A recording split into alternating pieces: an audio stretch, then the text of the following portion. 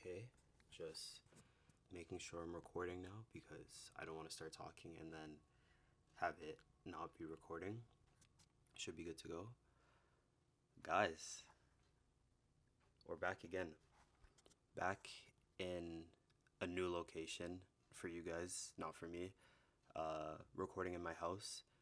This isn't exactly where I plan to be filming pods, but as you guys can kind of see from the last ones, the location changes like every single time, and it's because I was trying to avoid recording at home. One, because I didn't really feel like I had like a great space to do it in, and two, because I have a family and it's a shared space and it's usually quite noisy. So I didn't think I'd even get an opportunity to record in my house. I'm recording this at 3:30 in the morning, so I hope you guys respect the dedication. And I'm trying not to obviously be too loud, but I'm here now.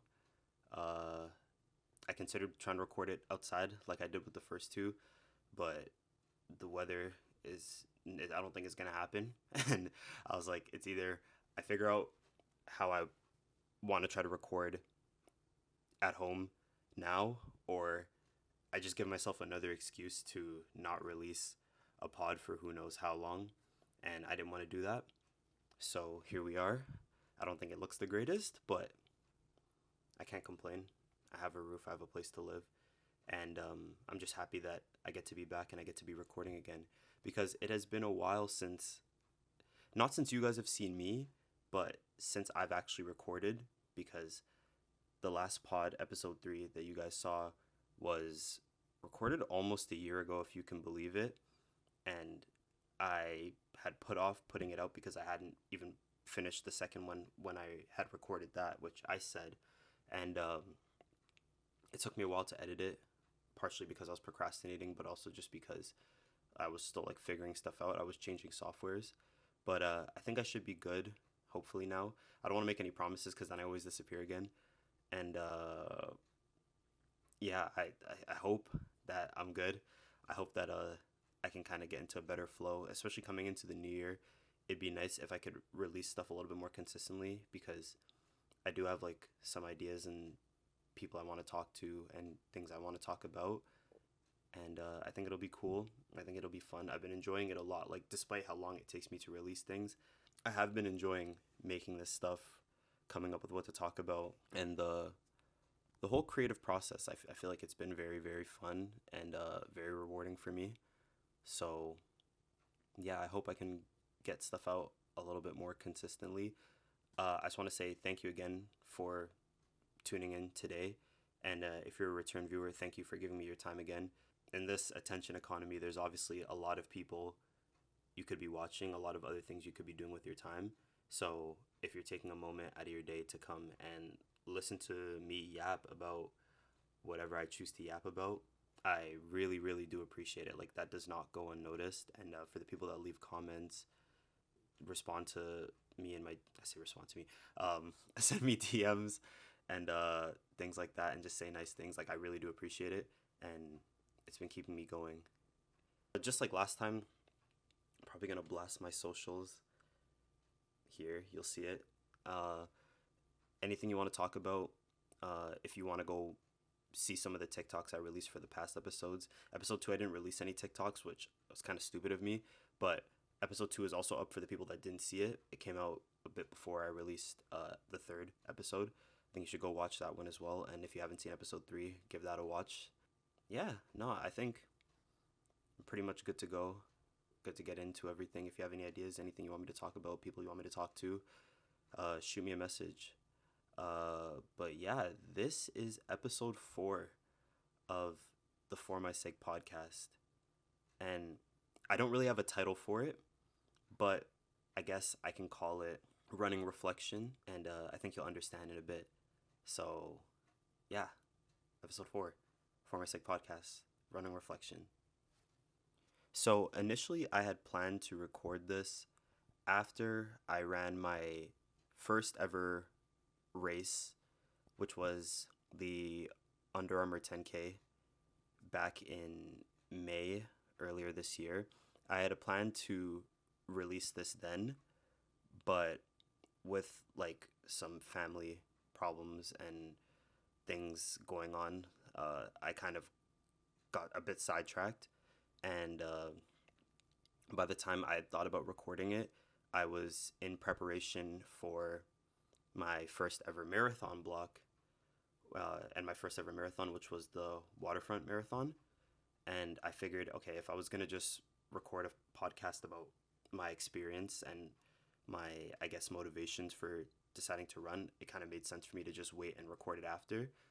So we're here now. It is December 2nd as I record this. So a month and some change, a bit, like a month and a half, has passed since I ran the Waterfront Marathon.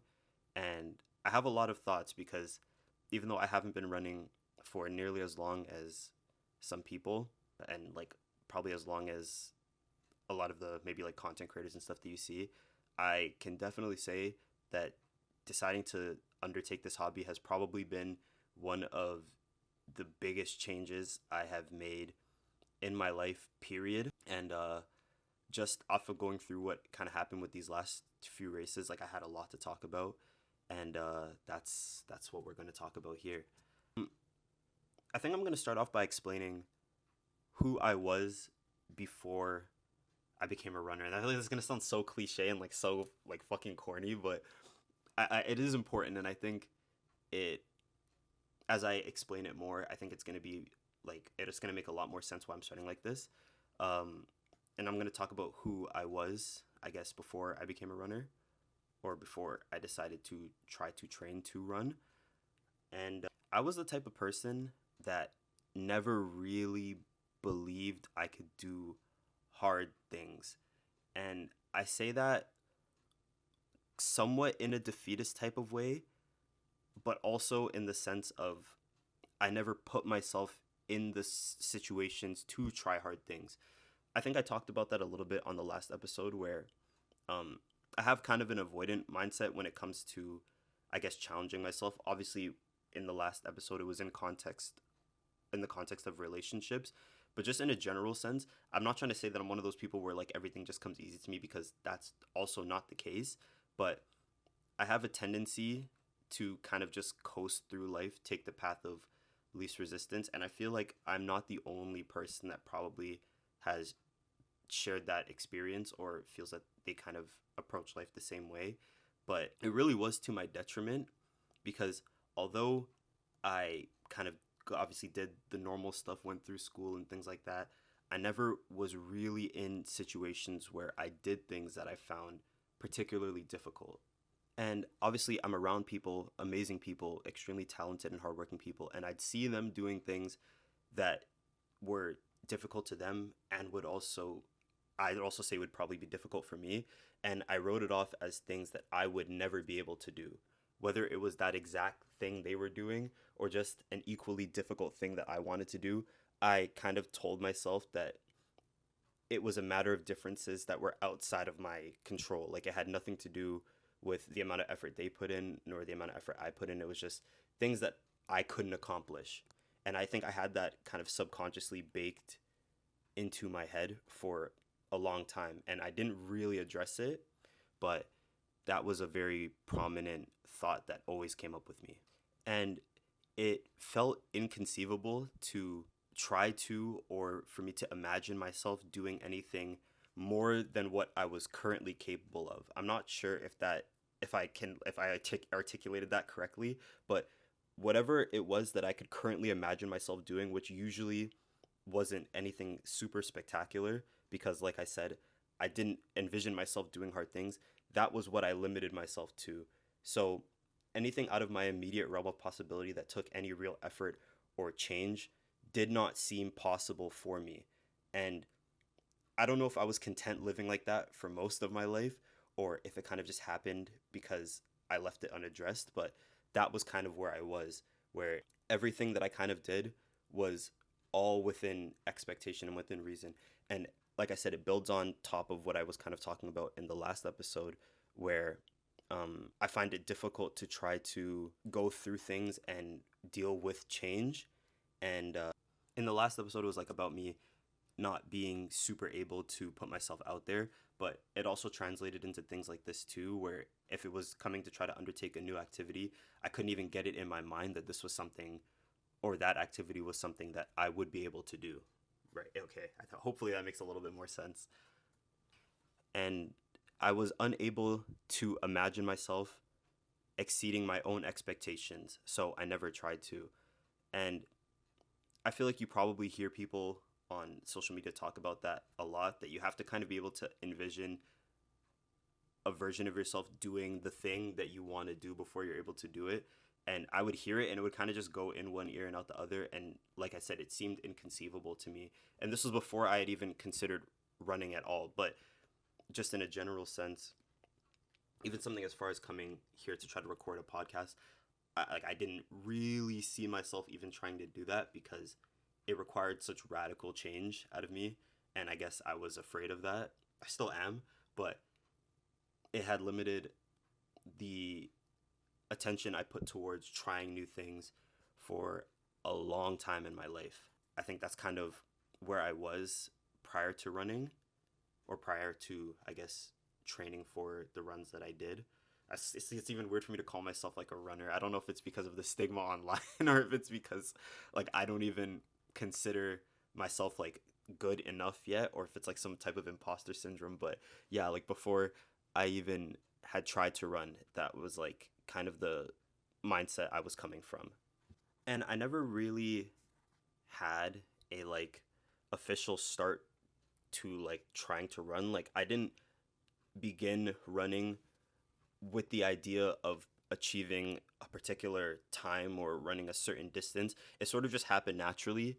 Um, like obviously, I like to work out in the gym, and it was something that I just used to complement my other activities. It initially just started with me taking long walks, and then it began turning into like maybe like a 2K run on the treadmill, which was fucking brutal. Like I look back at kind of like my Apple Watch like stats, and like heart rate's going through the roof. Like it was such labored activity, but I kind of just stuck with it. And I was like, okay, you know what? If I can do like a cool like 1 or 2K every day, it'll be fine. And I never even at that point had imagined me undertaking running as an activity that I would do for fun. But over time, over the span of like a few months of me kind of just running 1 to 2K on a treadmill, it turned to 3K, and then like 4K on a treadmill. And then I think I ran 5K outside.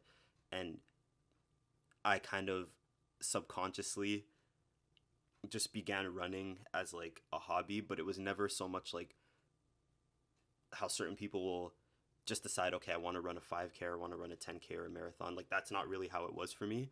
I just started doing it and it happened.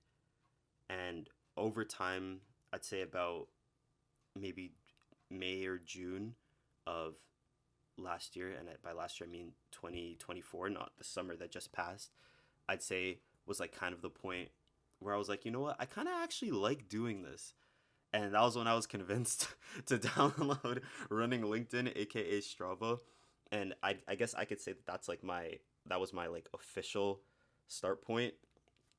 But yeah, that was kind of the process, I guess, that kind of happened for me to become a runner, or for me to undertake running as an activity. And over time, like I said, I really, really began to like it.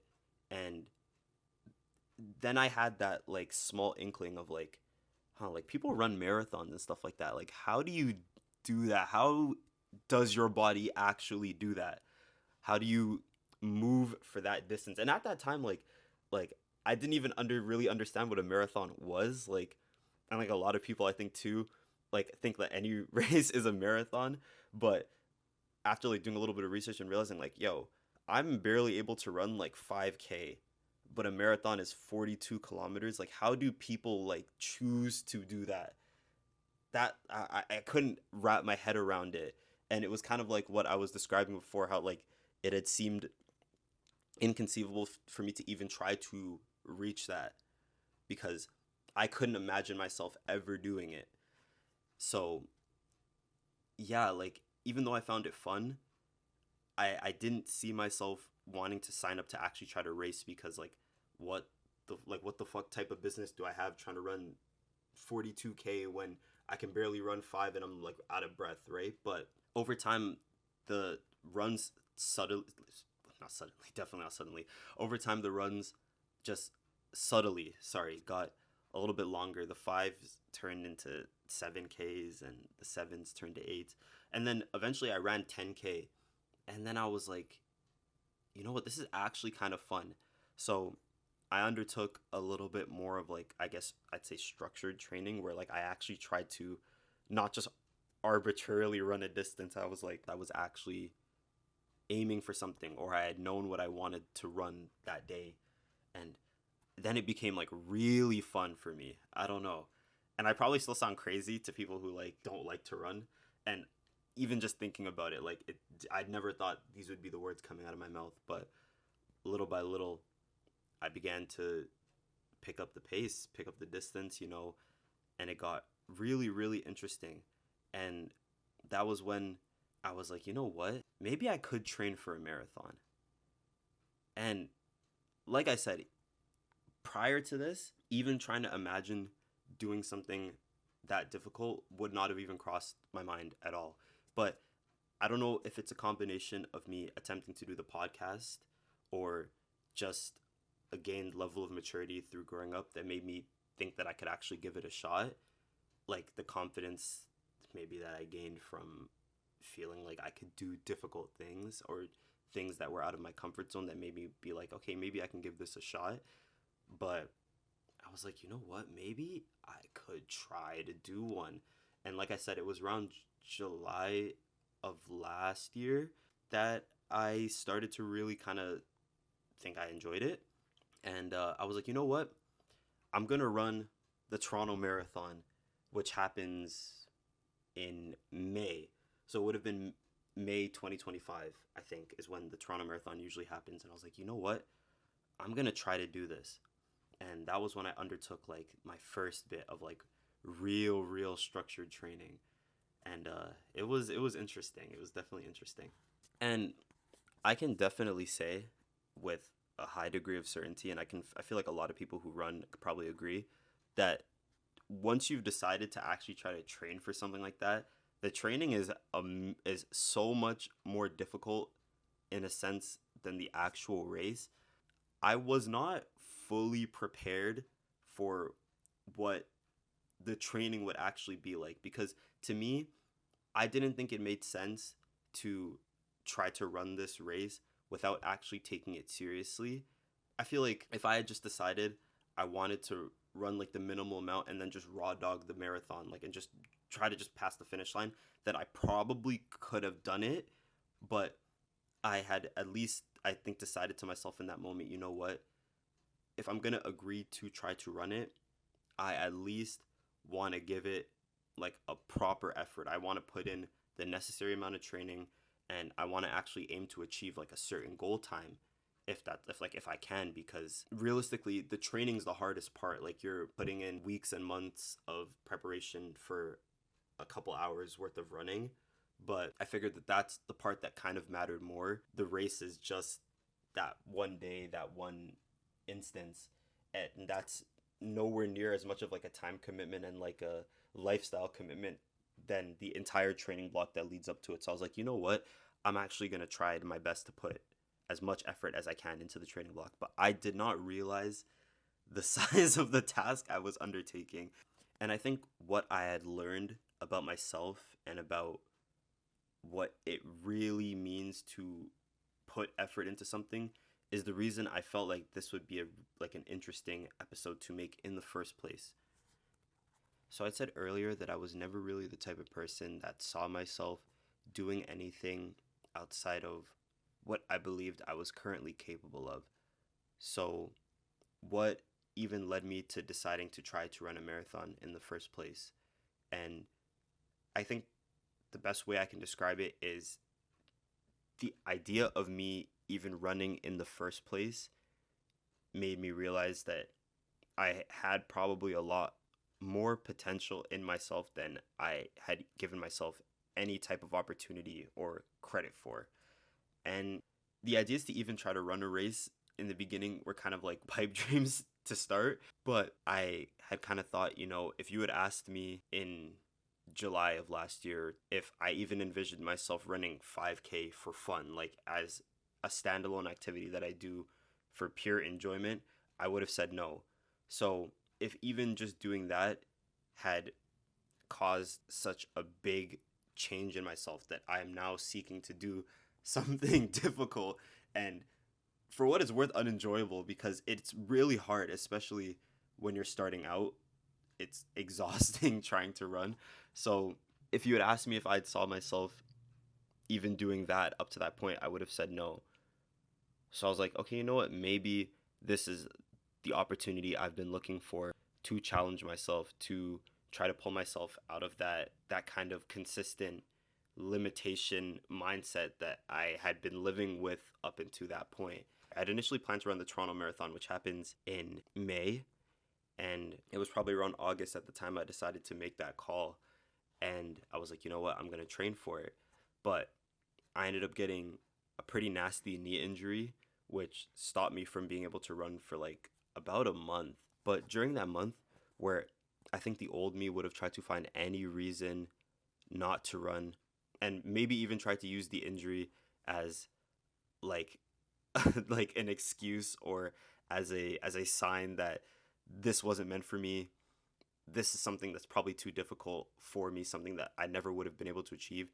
That thought didn't cross my mind. And I realized that maybe through challenging myself with trying to undertake like a proper training block to run and do something this difficult, that I was seeing real changes in myself. And honestly, I was. So for about a month, I couldn't run.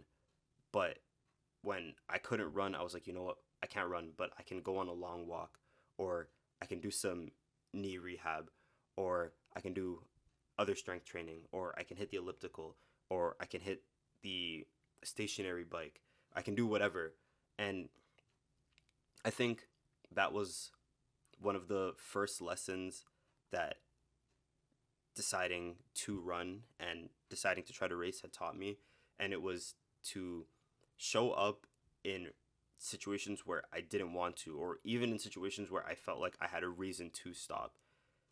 And even though at times I couldn't find the motivation to push myself to do it, and I thought that all I was doing was going to end up being futile, I knew that the only way I would truly feel content with myself, regardless of the result of the race, was if no matter what, I forced myself to do the training I had planned out for myself, not giving myself a shortcut, regardless of if the day felt good, which I had some good days, or if the day felt bad. I had a lot more bad days.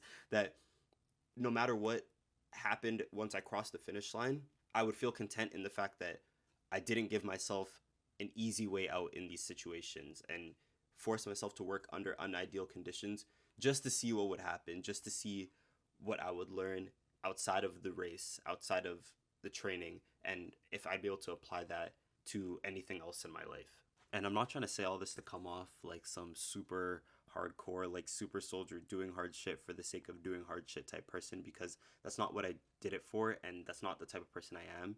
But it was more so about finding something that I enjoyed doing and actually betting on myself improving if I put the effort in, and recognizing that though it's difficult, I'm worth the difficulty and I'm worth the effort that it takes to improve. And that's not a way I kind of saw myself at all. Like, no amount of effort seemed worth it because it didn't seem like it would go anywhere.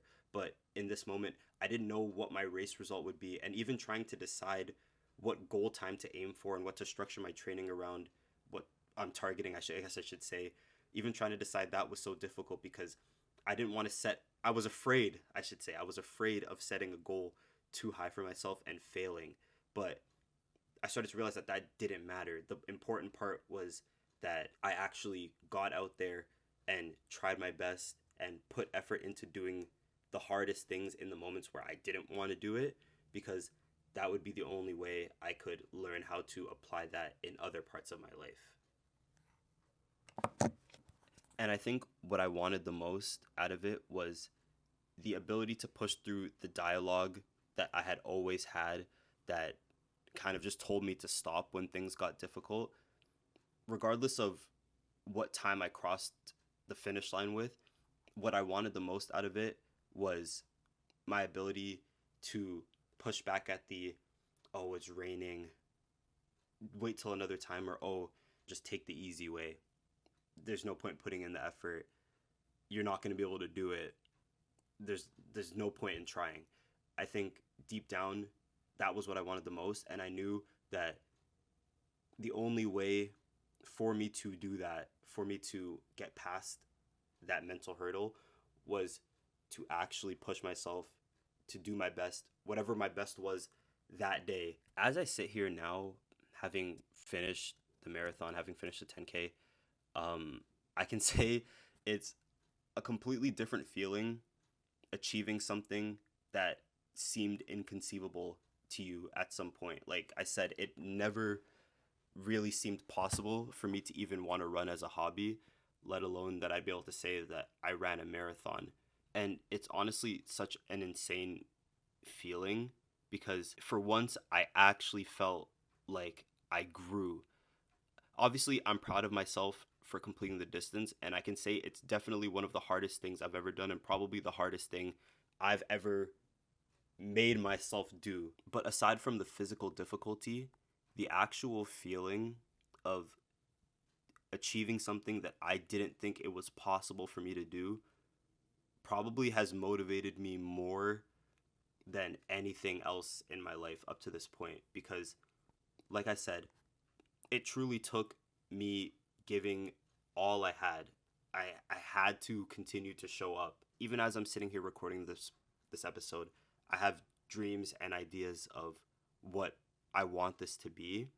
And sometimes I find it hard to even sit here and try to record because, like I said, I'm still dealing with that mental block of like not thinking that it will even amount to anything, right? But after going through the training block and the difficulties, and even outside of like the physical training, finding ways to train through the life stuff, I was dealing with my own personal life battles, familial issues, school issues, work issues, all at the same time, but still finding ways to show up for myself every day while simultaneously training to do a really hard thing, and then actually coming out the other side having done it.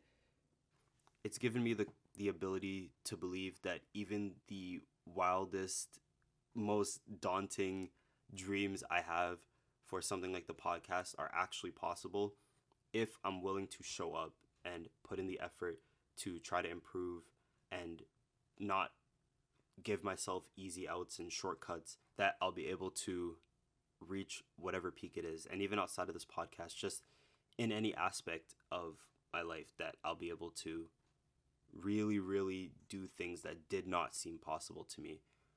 And I definitely don't think I would have been able to say that and believe it had I not gone through training to run a marathon all the way from the inception of the idea to actually doing it. And for that, I'm so grateful. I guess the last thing that I will say is that while I spoke about running here, that was just my personal experience. And I guess the circumstance it took for me to try to break out of that defeatist mindset of not thinking that I'd be able to achieve anything difficult. And it just gave me an opportunity to try to really do something that was hard and that I didn't think was possible. But it doesn't have to be running for you. And I feel like as I was talking, something probably popped in your head that you've been meaning to try, or that you've been scared to try, that you think that you would never be able to do.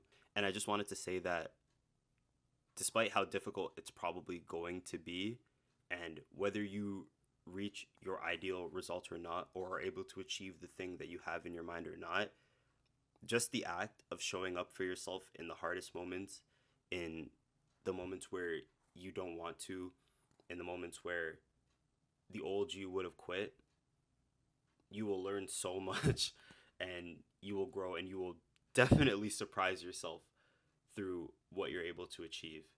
And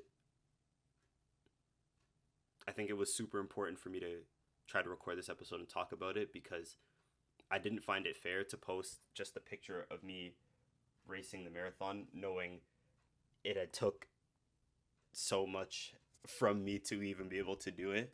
And I just thought that being able to come here and talk about it would hopefully be able to help somebody that's going through something similar.